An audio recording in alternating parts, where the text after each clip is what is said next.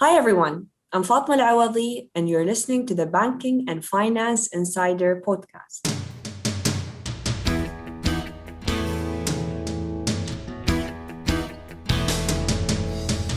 Hello, and thank you for joining me in this episode where each month we publish an interview with one of the industry experts to talk about different topics related to the banking and financial sector in the UAE.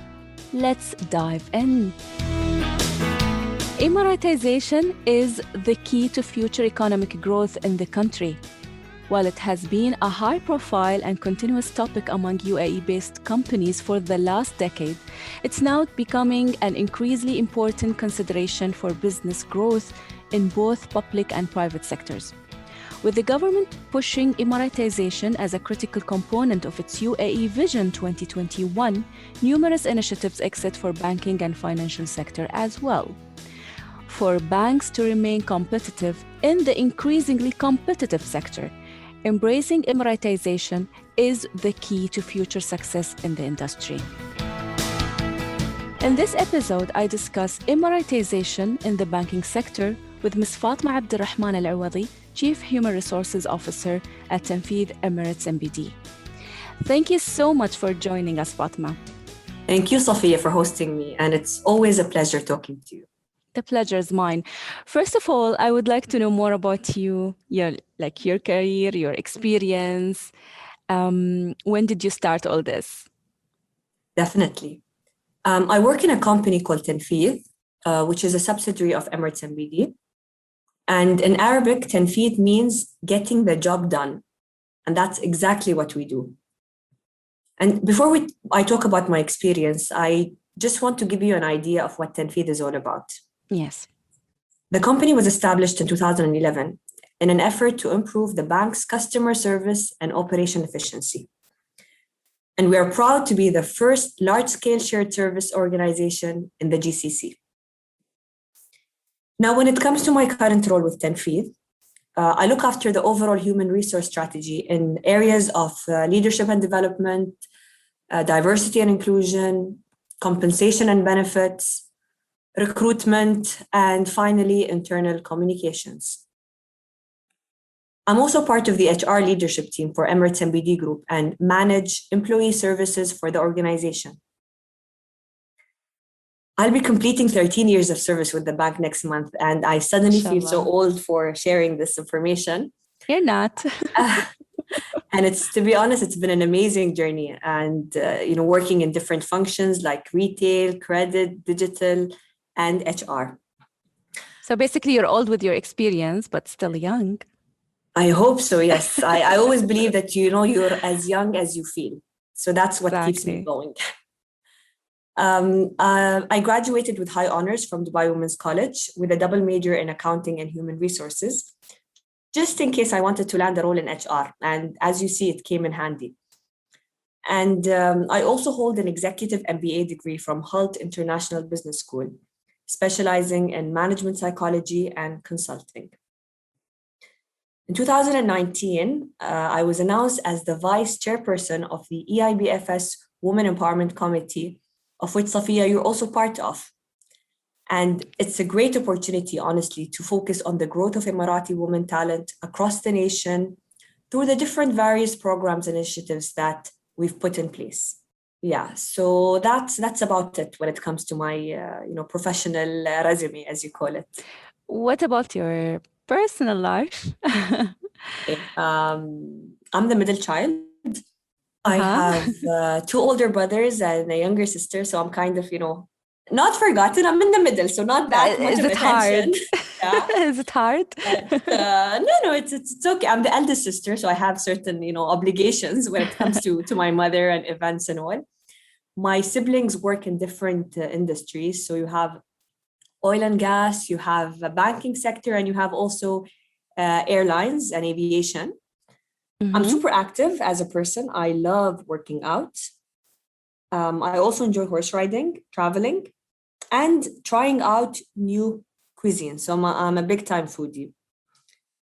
One more thing, I also binge on Netflix a lot. And I think the pandemic made us all by default, watch a lot of movies and shows. So Sophia, if you want any recommendations, let's connect after the podcast. Of course, of course. So staying fit physically, mentally, and also maintaining a sort of fun level at the same time. Yes, I always Great. call it a life-work balance, not a work-life balance, which makes Great. you, good at what you do. I do agree. I do agree. Going through your past interviews, like I saw few quotes and I would like to read this. Choosing to work in the private sector has allowed me to develop not only my skills, but also my business and technical skills. Yeah, Can we consider the banking sector as an attractive industry? And how can a bank help people upskill themselves? that's a very good question, Sophia. The banking sector offers employees a continuously challenging and competitive career. Definitely an attractive industry to be in. And due to the fast-paced nature of the finance industry, a job in financial services often involve working on exciting projects, business development, and also exploring new products, technology, and processes. This would also mean working with forward-thinking people, because the fact that there are so many different roles in the finance industry means that there's a huge range of opportunities to work with and also be mentored by experienced and highly motivated, dynamic individuals. Being part of the financial industry also means being exposed to a range of professional training and development opportunities, which will eventually pave the way to long-term career plans as choice of roles and career progression. I relate with you, especially that I'm working at EIBFS and we are dealing with banks on daily basis. So definitely it's like an environment full of opportunities to learn from different people from different cultural backgrounds as well. So Fatma, as a CHRO, how do you define the concept of Emiratisation in the banking sector? Amortization is a vital strategy for the UAE to increase the number of Emiratis in the job market and their contribution to our economy. Amortization is so important because it promotes development-oriented policies and growth opportunities. And when you mandate the inclusion of Emiratis in the sector, you will substantially increase the number of youth and adults who are qualified and have the relevant technical skills. And that by itself will significantly contribute to the banking sector. And I think a stereotype that we need to avoid as well is that, people assume that Emiratis only like working in the government sector because the hours are less and all that. But if you see here, we have a lot of amazing leaders that are Emiratis in the banking sector. We have CEOs, we have Abdulaziz Al Ghareer, we have, Abdel Fattah Sharaf. So many Emiratis that are holding very senior positions in the sector, which we need to look up to. This year, the UAE's banking sector has been set a formidable Emiratisation target of 50% within 4 years. What are the main challenges and what is the next step to push for Emiratisation in the sector? Honestly speaking, there have been significant efforts by the government to encourage and increase amortization in both the public and private sector. And the impressive economic growth in the UAE is testimony to the fact that the national workforce is taking a lead in transforming the vision of the government into reality. I mean, have a look at all the ministers that we have that are Emiratis. It's amazing. It's really something to be proud of. The government is also taking advantage of the various opportunities to develop, careers of employees in which also they want to set up their own businesses. Now, if I talk about the challenges in the banking sector related to amortization, I would say they are specific to each bank and certainly do not reflect any lack of commitment. But at the same time, there's a lot to be done to reach ideal levels of national employment. For example, one of the main challenges is the right retention strategy. And we have worked on an inclusive plan for the development of Emiratis in the banking sector for this to be a lucrative sector to grow. Definitely, this translates the amount of determination of the HR to implement the Emiratisation resolution. How do you contribute to achieving that aim? Emirates NBD is one of the biggest banks in the UAE, and as a result, we probably have the biggest target of Emiratis to hire. Having said that, Safia, we issue an effective amortization plan that will use a 3-point strategy in order to attract, develop, and retain Emirati talent. And for each of the 3 points, there will be a set goal and plan to attain the goals. We've collaborated with the Ministry of Human Resources in the past, where we've hired Emiratis in remote areas such as Khorfakkan to provide employment for mothers there. We're planning to also hire more Emiratis with the help of the ministry to expand Khorfakkan and also in our call center in Ras Al Khaimah. And just for everyone's information, currently in Ras Al Khaimah, in itself, we have over 100 female Emiratis running the call center there, which is 100% amortization for that area. We've been closely working with EIBFS, and we're actually planning to have an open day soon to recruit your Emirati students in Tanfeeth. So despite the fact that we are living in a very challenging time, yet there are many positive initiatives to support the workforce in the UAE. What have you done to boost Emiratisation in Tanfeeth? I'll speak about both Emirates NBD and Tanfeeth. We've always prioritized amortization initiatives since the very beginning and ensured Emiratis have the opportunity to develop and grow in the financial sector. We take the development of our Emiratis very seriously by creating individual development plans that is tailored to our talent population, and also increasing the percentage of Emiratis being developed for critical banking operations. Something to point out is that the amortization targets have always been focused on retail banks, which traditionally have a large employee population because of the branches and so on. So you mostly have Emiratis working as tellers, as assistant branch managers, and so on. But by offering our employees and recruits more opportunities for job rotations and cross-training, we can cover other areas like corporate, private banking, finance, and other niche roles. And this will also ensure we have bench strength in different areas. Let's talk about the SHE program. Who you are targeting and what is your primary strategy? I'm targeting you, Safiya. So SHE stands for See Her Empowered. And our first batch of the SHE program joined us in Q1 of this year. SHE is a platform that provides opportunities for returning mothers with an inclusive strategy to rejoin the workforce. It also covers our existing workforce, so those who have gone on long maternity leave and need some readjustment, support, refresher trainings to get back to the normal, work environment. We're very excited about this program and would always want to see our women empowered and leading the way. You always talk about coaching, mentoring. So what is the importance of coaching and counseling in the organization and in a bank? Coaching and counseling, work hand in hand, and they're both super important in every organization, and they should be instilled as part of the culture. Coaching employees make them more valuable to your organization in the long term by developing and enhancing their skills, both professionally and personally. And by being interested in the growth of your staff, you're actually showing them that you care about their progress and want to be part of it. And this can, automatically increase their motivation, engagement, and loyalty to you and your organization.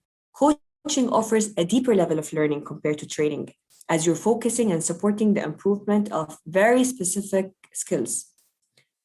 You're also offering a safe space to gain perspective and clarity that will establish action towards achieving the employees' goals. Amazing. What attributions do you need in your organization to attract the best UAE talent? See, to be honest, we've put different assessment criteria in our recruitment strategy when it comes to attracting the best UAE nationals, looking at certain skill set, competencies. But at the same time, I want to point out that we found a lot of benefit in employee referral programs within the bank, where we get recommendations and referrals from fellow employees of relevant qualified Emirati recruits. And this can also make loyal employees feel more involved in the HR life cycle and promotes an Emiratisation culture within the organization. So besides the different channels of like LinkedIn and agencies and open day drives that we do, I found these employee referral programs very powerful because the word of mouth and having had that firsthand experience and working with a fellow Emirati in another organization would definitely be a value add in this company. So basically, growing relationship. Definitely, yes. Things like cultural fit, company ethos, advancement opportunities, and greater flexibility are starting to be more appealing to younger talent. How do you keep your promise? I always enjoy topics related to culture. And just on a different note, I always say this, that culture eats strategy for breakfast. And this quote got me in trouble with our head of strategy. Say it again. Culture eats strategy for breakfast. So, you can have the right strategy, all your organization goals and objectives, but if you have the wrong culture in the company, it will all collapse and fall apart. Interesting. Yeah, but going back to your question, it's very important that leaders must walk the talk and be role models in the organizations in which they work. By living and breathing your company culture, you're setting an example to all the employees and encouraging them to do the same. I shouldn't expect employees to come to work early if I don't come to work early, for instance. I have to role model the behavior that I expect in others. Company culture is very important to employees because they're more likely to enjoy work when their needs and values are consistent with their employers and leaders as well. And if you work somewhere where the culture is a good fit, you're more likely to develop better relationships with colleagues and be more productive and engaged. It's just as simple as that. Wow, I like that. On the other hand, what skills do new employees need to fit in the sector?